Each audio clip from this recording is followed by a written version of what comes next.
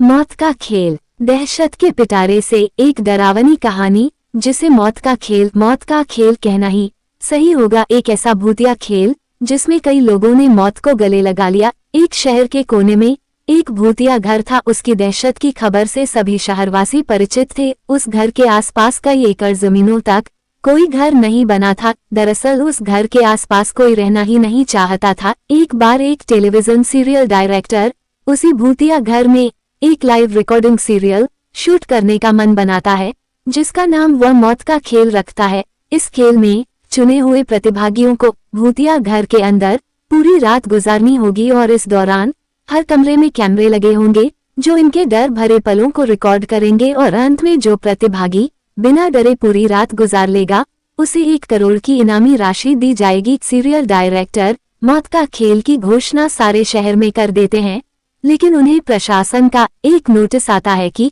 आपको उस घर में शूटिंग करने की इजाजत नहीं मिल सकती। वह घर खतरे के दायरे में आता है।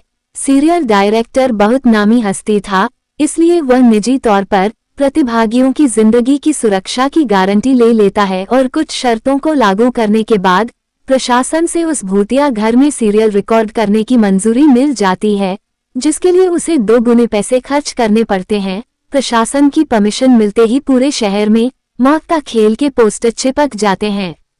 मौत का खेल शहर में होने वाला था, लेकिन लोगों में उत्साह से ज्यादा दहशत भरी हुई थी। पूरे शहर को यकीन था कि इस प्रोग्राम में हिस्सा लेने वाले लोग जिंदा नहीं बचेंगे, लेकिन ये दुनिया तरह तरह की इंसानों से भरी है।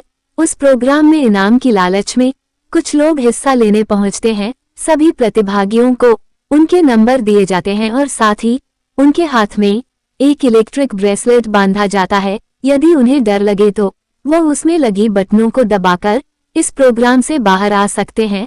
प्रतिभागियों में 12 लड़के और 3 लड़कियां होती हैं। दिन के समय ही बिल्डिंग के कमरों में कैमरे लगा दिए गए थे, क्योंकि रात को भूतिया आत्माएं उस बिल्डिंग के कमरों में दहशत का तांडव मचाती है और रात के समय अंदर जाने की हिम्मत बहुत कम लोग ही जुटा पाए थे। एक एक करके सभी प्रतिभागी अंदर चले जाते हैं। सभी अपने नंबर के हिसाब से अपने कमरे को चुनते हैं और अंदर जाते ही सभी को अंदर से ताला लगाकर चाबी बाहर फेंकनी होती है। दरवाजे का ताला इलेक्ट्रॉनिक बनाया गया था। उनके हाथ में लगे ब्रेसलेट के बटन दबाते ही वह ताला खुल सकता था, लेकिन ये बात उन्हें बताई नहीं गई थी। अगर किसी प्रतिभागी ने वह ताला खोला तो प्रतिभागी प्रतियोगिता से बाहर हो जाएगा, जो कि कैमरे की रिकॉर्डिंग में दिखाई देगा। सभी के कमरे में निर्देश देने के लिए स्पीकर लगाए गए थे। उसी से सभी को संकेत दिया जाता है कि सभी जल्द से जल्द अपने कमरे का ताला बंद करके चाबी दरवाजे के नीचे से बाहर फेंके और इसके बाद कमरे की लाइट बंद की जाएगी। निर्देशों के अनुसार सभी अपने कमरे को अंदर से बंद कर देते हैं और चाबियां दरवाजे के नीचे से फेंक देते हैं।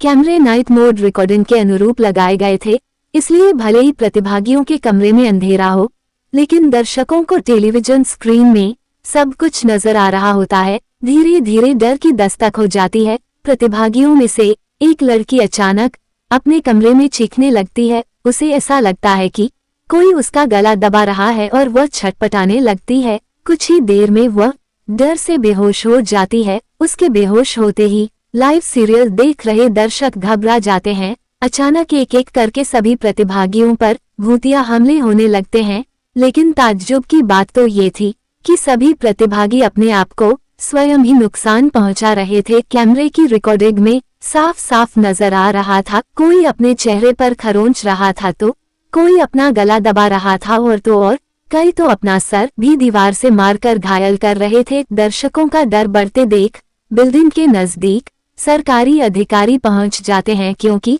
प्रोग्राम को प्रशासन की शर्तों के अनुरूप रिकॉर्ड करने की परमिशन दी गई थी, जिनमें से एक शर्त ये भी है कि यदि किसी प्रतिभागी को शूटिंग के दौरान मेडिकल की जरूरत पड़ेगी तो तुरंत डॉक्टर उपलब्ध करवाया जाएगा। और जब सभी प्रतिभागियों को लाइव रिकॉर्डिंग में चोट लगने लगती है तो सभी प्रोग्राम को रोकने की आवाज उठाने लगते हैं। रातों रात प्रशासन पर दबाव बढ़ जाता है।